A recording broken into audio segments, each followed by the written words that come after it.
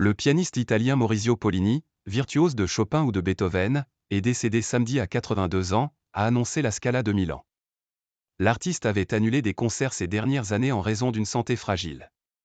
Pour la prestigieuse salle d'opéra de la Scala, Maurizio Pollini est l'un des grands pianistes de notre époque et une référence fondamentale de la vie artistique du théâtre depuis plus de 50 ans.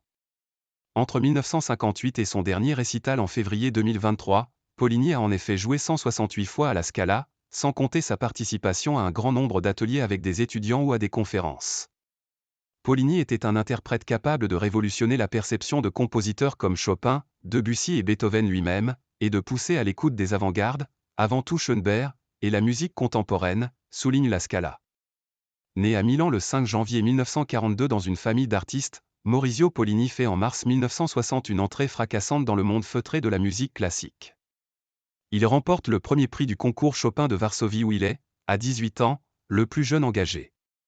La chronique retient que le président du jury, Arthur Rubinstein, complimente le prodige « Il joue déjà mieux qu'aucun d'entre nous ». Auréolé de ce prestigieux concours, Pollini aurait pu s'engager sur la voie toute tracée d'un grand concertiste. Il choisit de mettre sa carrière sur pause, pour prendre des leçons et étendre son répertoire. À la fin des années 60, il participe à des concerts improvisés dans des usines, programmation pour étudiants et ouvriers à la Scala de Milan, avec l'ami Claudio Abbado à la baguette. Pollini fait sa première tournée américaine en 1968. Dans les années 70, 80 et 90, il enchaîne les enregistrements, avec la prestigieuse Deutsche Grammophon, les concerts et les tournées. Catalogué de prime jeunesse comme pianiste chopinien, Pollini s'est fait une réputation à la maturité avec Ludwig van Beethoven, Robert Schumann et Franz Schubert.